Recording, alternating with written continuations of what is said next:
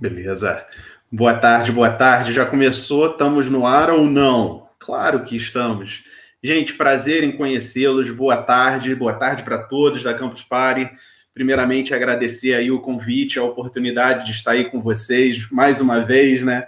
Contribuindo, estando juntos. Bom, para quem não me conhece, sou Igor Arnaldo, professor, e hoje eu estou aqui para falar com vocês sobre essa nova etapa, né, que todo mundo está passando, querendo ou não, sobre a pandemia. Só que por que não saber um pouco sobre a visão dos professores? O que está acontecendo? Enfim, é sobre a gamificação e como a gamificação auxiliou no ensino. Foi uma forma de achar a ferramenta ideal para a gente poder encontrar uma maneira de quebrar esse gelo, porque cá entre nós, quem nunca chegou para ter uma aula ali pelo Google Meet ou por qualquer outra plataforma e você só vê a foto da pessoa e às vezes nem a pessoa tá lá na sala tomando café, conversando com os pais e você, professor, achando que o cara tá do outro lado. Quem nunca? Então, além de professor, eu sou aluno e devo assumir que eu já fiz isso. Gente, enfim, como a gente estava falando, isso foi devido a um plano de proteção em relação ao Covid, para não deixar todo esse lance ficar atrasado com a educação. Um dos procedimentos foi exatamente falar através da internet, utilizando as plataformas com vídeo. Só que, assim, só para vocês terem uma noção, muito antigamente, talvez até meu cabelo comece a cair agora, existiam umas formas de estudo que você ia na banca de jornal, comprava fita cassete, VHS, isso tudo para você ir estudando, você fazia o exercício que estava ali e mandava pelo correio. Dias e dias depois chegava a correção e você já tinha que ir fazendo. Era um começo, assim, de um ensino à distância.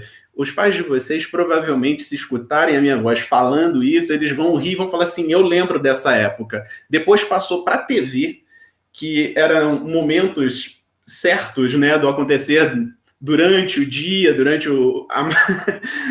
Nossa senhora, o cabelo está começando a coçar, vai cair, eu tenho certeza.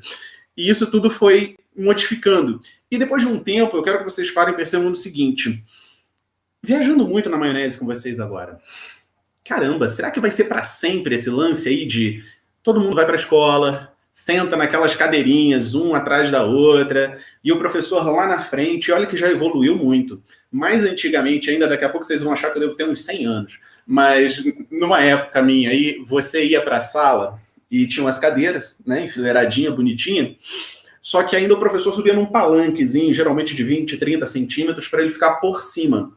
Claro que também para ter a visão dos alunos, mas o conceito por trás disso, eu não deveria, sendo professor, falar essas coisas para vocês, mas enfim, não vou contar tão adentro. E eu sempre fui um professor que me questionei muito sobre exatamente isso. Caramba, temos tecnologia. O telefone chegou numa época, e em 50 anos de evolução, ele evoluiu para uma coisa assim, digital, cabe na sua mão, você leva para onde quiser, você tem acesso a dados e informações que você quiser, literalmente. E será que isso não dá para ser explorado? Será que isso não tem uma forma diferente da gente poder utilizar para a educação? E conforme a gente vai falando, a gente vai perseguindo, infelizmente eu sou muito curioso, então eu estudo, eu vou atrás, eu corro, porque uma coisa é passar o ensino de gamificação para vocês. Agora é passar o ensino de gamificação para vocês gamificado. Sendo assim, eu peguei 2 turmas, ok? Eu vou mostrar o resultado no final. Não é nada de vídeo do YouTube, porque eu tô ao vivo, né? Tipo, dá o seu like e tal, compartilha. Mas, enfim, dê o seu like e compartilhe. Com o resultado, para vocês verem. Peguei 2 turmas paralelas, ok? Que eu ensinei o mesmo conteúdo. E o que acontece nesse lance? Uma foi gamificada, utilizando gamificação, que eu já vou explicar o que é, jogos, e tudo na forma lúdica, ou seja, tudo de uma forma diferente daquele padrão que vocês estão acostumados a encontrar nos colégios, ok? E também nas faculdades, que também é muito, muito fácil a gente encontrar isso nas faculdades. Bom, vamos lá. E no final vocês vão ver como é que é gritante a diferença. Primeira pergunta, o que a gente pode chamar de jogo? O que é jogo, na verdade? Oi? Rapidinho, só para compartilha em tela cheia, se Ah, claro. porque aí a gente consegue ver tudo. Sim, eu vou botar em tela cheia, me diz, por favor. Ficou em tela cheia? Não ficou. Você consegue, eu acho que precisa tirar e compartilhar de novo, e eu acho que vai. Então tá, vamos lá. Excelente, vamos lá, peraí. Vou compartilhar novamente. Tá vendo, gente? É normal, problemas de professor. Vou botar até em tela cheia, que eu sei que vai garantir a minha explicação. Bora.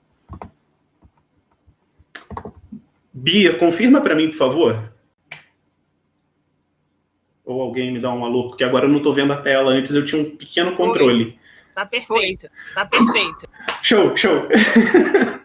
Ó, eu desejo 25 segundos a mais no final. Gente, por favor, podem começar a enviar perguntas se vocês já tiverem, mas vamos lá. O que a gente pode ser chamado de jogo? Porque tem muito jogo hoje em dia. Tem ferramentas maravilhosas para você criar jogo. Mas o criar, entre aspas, ficou muito fácil de ser feito de um certo modo, assim, um grosso ponto de vista de se dizer.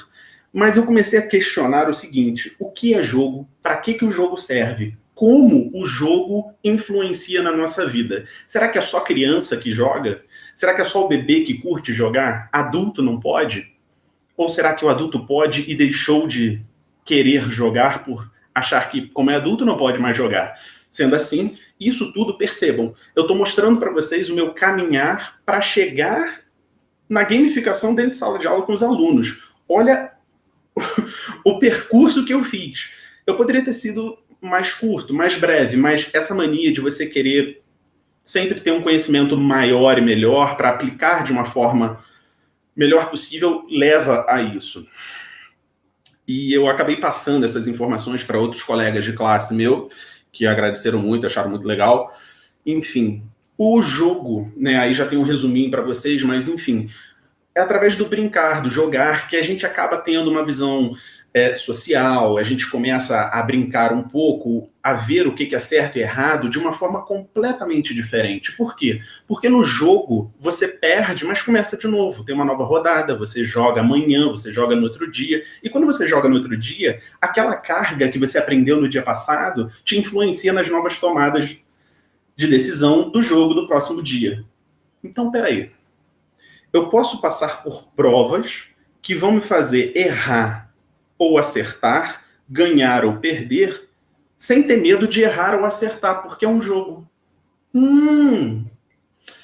Gente, vocês têm isso na prova. É plenamente em sala de aula. Uma prova, você aprende, só que aquele lance de você escrever na prova, aquela prova com múltipla escolha, discursiva, acaba sufocando o aluno até um certo ponto.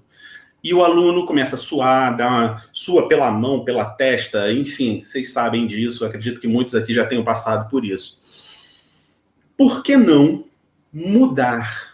Não estou falando deixar de ter as provas, caso tenha algum professor aqui me ouvindo, ou no futuro. Não é mudar de deixar de ter prova, mas sim a maneira de aplicar a prova. Ao invés de ser uma coisa árdua, séria, por que não dinâmica, com regras que influenciam a imaginação do aluno, criatividade, que você cria limites, se chama regras do jogo. Isso tudo influencia no sentimento da pessoa, no desenvolvimento, na sagacidade da pessoa. Isso tudo vai, então, gerar um novo resultado na prova. Ou seja, o jogo influencia até na nossa forma de pensar e agir, já que não tem um peso tão grande de seriedade. Não que uma prova gamificada seja uma brincadeira, mas sim um ato de deixar a prova menos pesada para o aluno que está fazendo. Horas vocês vão me ver explicando como se fosse apenas aluno, horas como professor. Mas, enfim, vida que segue. Brincar, então, aí eu trouxe uma referência para vocês, é uma atividade livre que está conscientemente fora da vida comum, como sendo não séria, viu? O que eu acabei de falar para vocês é o que está exatamente aí. Sempre, professores e alunos, que vocês forem convidar alguém para jogar, para o jogo funcionar, tem que ser uma atividade livre. Ou seja, o aluno tem que aceitar brincar. Por quê? Porque é nesse brincar que parte do indivíduo que foi convidado, seja ele criança ou adulto, não importa a idade, já estou chegando agora nos adultos, passei dos bebês, crianças, adolescentes, jovens, cheguei no adulto. Que você vê a personalidade da pessoa, que ela tem a capacidade de explorar, de poder imaginar. Vocês querem um exemplo muito legal, que eu sempre incentivo todos os meus alunos, e eu até gosto de ser o, o game master às vezes, que é o seguinte, RPG. O RPG é uma coisa maravilhosa, porque mexe, o aluno, ele incorpora, já vou falar do Roger Caillois, que entra exatamente aqui. Ele incorpora um personagem e ele se sente confortável o suficiente para tomar as atitudes que ele realmente gostaria de tomar se ele fosse aquele personagem. Então ele sai dessa bolha onde o aluno vive e aceita o desafio, aceita tudo aquilo que ele tem que enfrentar de uma outra forma, porque indiretamente não é ele, é um personagem. Vida que segue, bora. Então, vendo nisso tudo, vocês vão escutar Homo sapiens. Lembram disso, Homo sapiens? Pois é.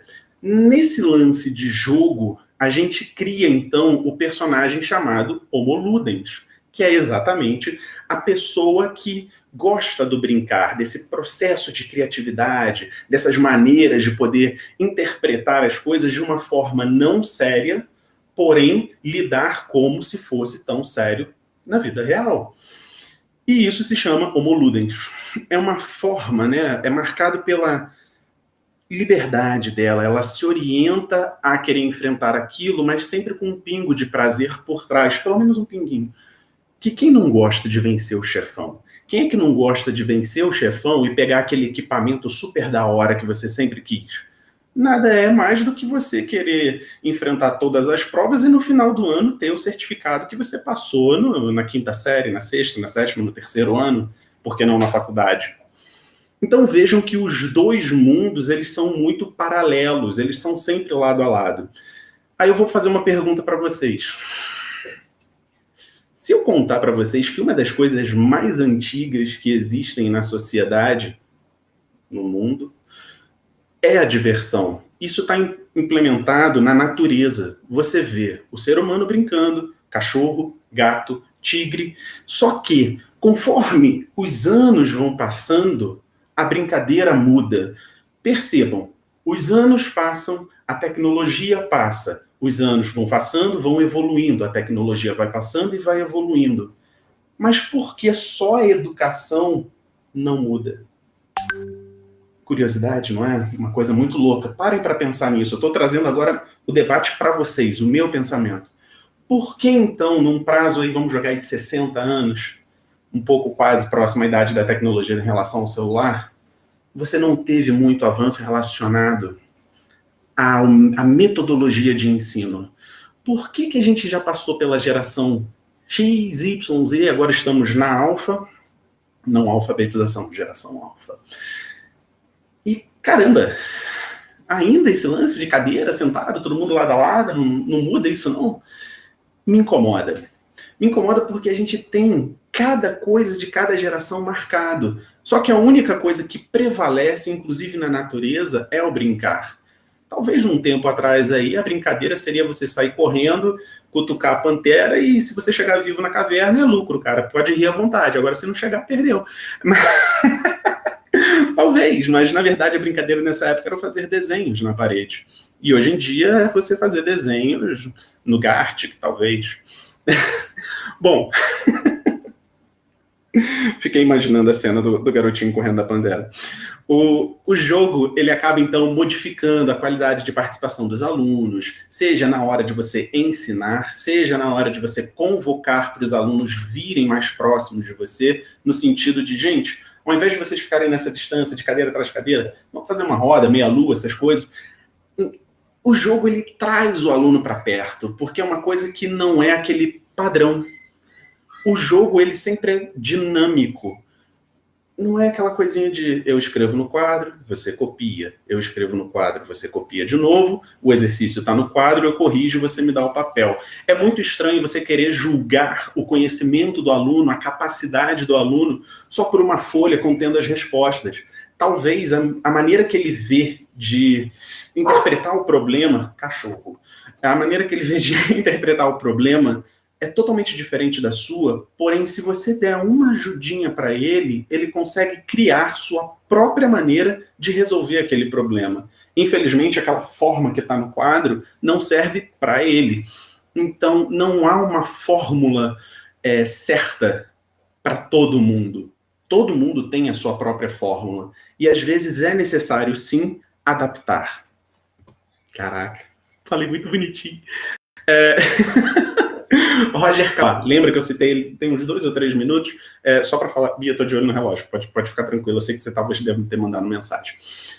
Roger Caillois, ele fala então que o jogo por si só, ele é dividido em 4 aspectos. Existem jogos de competição, ou tudo aquilo que se diz ser de jogo de competição, que é pelas 4 entidades. Agon. Agon é o deus da competição. É aquelas coisas numéricas, tabelas, ranqueadas, tudo aquilo que tem ali uma forma, um cálculo que você se baseia e fala assim, para eu chegar nesse cara aqui, Pokémon. Pokémon é puro Agon. Por quê? O Pokémon GO, por exemplo, você tem que deixar o seu Pokémon com tanto pontos de batalha, tantos não sei o que de saúde, para ele ser tão bom quanto do adversário ou melhor. Exemplo de Agon. Jogos de azar. Deusa Aleia, do latim de aleatorium, aleatoriedade. Entenderam? Aleia. Já tem aí até a origem da palavra de aleatório. Jogos que você não sabe o que vai acontecer. Por exemplo, jogo do dado, por isso que é um jogo de azar. Você não sabe qual é o número que vai jogar. Por mais que você balance a mão do mesmo jeito e jogue o dado, muito difícil cair o mesmo número. Jogo da sorte, você não sabe o que vai acontecer. Então temos vários jogos. Buraco, pôquer, entre outros. Mega Sena, mas isso daí eu não posso entrar, senão o governo vai me pegar. Jogo de simulação, que é o nosso deus querido Mimicry. Jogo de simulação e o deus Mimicry nada mais é do que um exemplo clássico para todos vocês. The Sims. Caraca! Nossa senhora, que jogo, né? Então vejam, eu estou passando só esse, eu sei da questão de tempo, fiquem tranquilos. Estou passando exemplos de jogos para vocês poderem pensar no que se encaixa na sua turma, com você, com quem você queira aplicar uma metodologia de ensino. E os 2 tipos de jogo. Aí sim, o Paidia, que é o jogo livre, improvisado, comportamento lúdico, perceba, improvisado. E o Ludus, é aquele jogo já estruturado, fechadinho, que ele se baseia em convenções, baseado em regras. Banco imobiliário, jogo certinho. Jogo da mímica, ele é totalmente improvisado. A pessoa tem que se virar para fazer a mímica que tem que ser. Ela se vira. Enfim, o jogo, ele tem todas essas funções, ele antecipa aquele futuro que a gente possa imaginar como é que vai ser e o que a gente tem que fazer para chegar até lá. Mas vamos dar uma pausa aí, rapidinho, para aproveitar o tempo, que eu gostaria até de responder algumas perguntas, se tiverem. O que pega, gente? O que é gamificação e o que é game? Vamos tirar essa dúvida agora? Bora. 2 nomes com contexto parecido, a inicial, mas com um término diferente. Game, jogo. Tudo aquilo que já está pronto. Banco imobiliário, Uno, baralho, vamos lá. Tudo isso é um jogo, game. E o que é gamificação? É o ato de você transformar algo que não é jogo em jogo. Vamos voltar no tempo? Vamos lá. Muito tempo atrás, eu sei, eu estou de olho no relógio, muito tempo atrás, quando você usava o cartão de crédito, existia uma coisa chamada milhas aéreas. Pois é. E para incentivar você a ter milhas aéreas, o que eles falavam? Olha, tudo que você consumir no cartão de crédito, a gente vai te dar em presente. Você ganha pontos. Opa, você ganha pontos por ter comprado o que você quiser. E com isso você vai juntando pontos para conseguir comprar o presente que você quiser. Olha, tá aqui a tabela e você compra o que tem aí. Perceberam que eles estão te estimulando a gastar dinheiro para você poder comprar alguma coisa no site deles? Mesma coisa, isso é um exemplo de gamificação no mercado. Antigo isso, foi uma das primeiras coisas, o pioneiro da gamificação. E nada impede, gente, de vocês fazerem isso dentro de sala de aula. Como, Igor? Como? Vamos lá. Para todo aluno que copiar o exercício e trouxer no dia seguinte feito, a cada dia ganha 1 ponto, no final do mês vai ganhar meio... Não, se bem que meio ponto ia ser muita coisa, tá?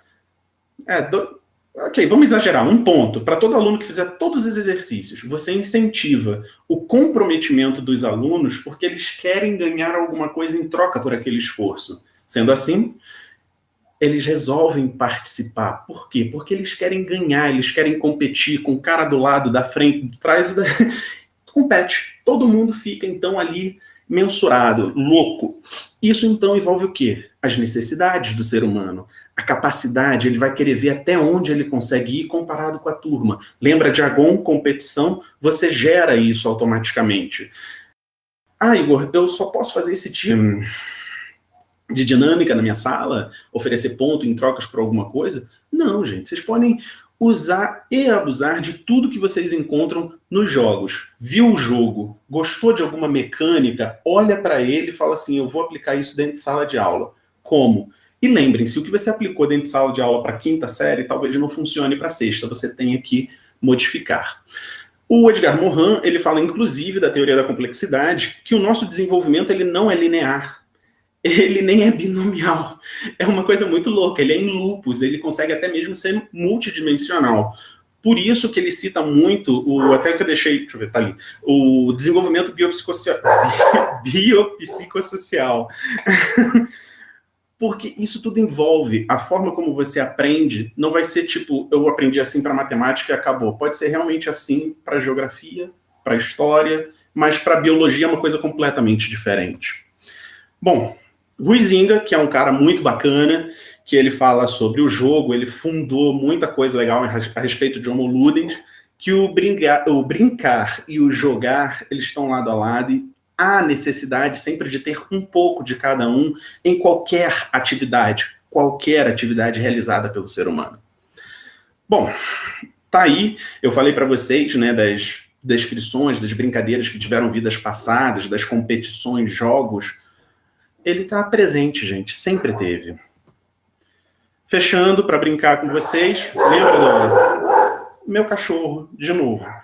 Homo sapiens, Homo faber e Homo ludens. A procura do jogo, a procura do lúdico.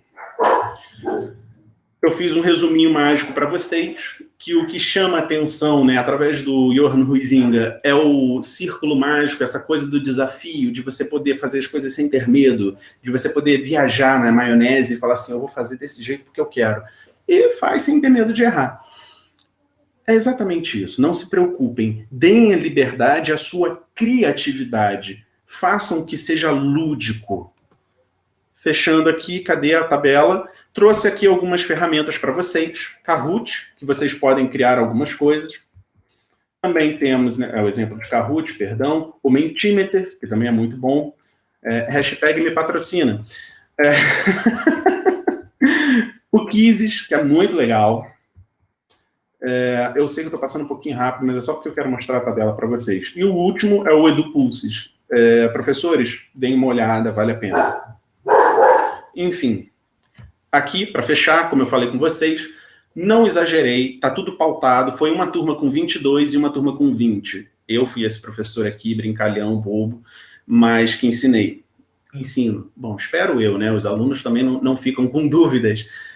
Bom, na turma A, que a turma foi com gamificação, 90% dos alunos participaram da aula.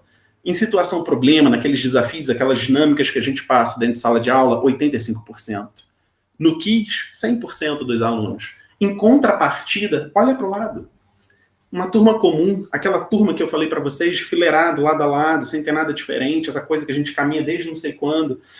25% dos alunos participaram das dinâmicas dentro de sala de aula, 15% se interessaram e somente 25% dos alunos realizaram as tarefas. Gente, vamos atualizar o nosso currículo?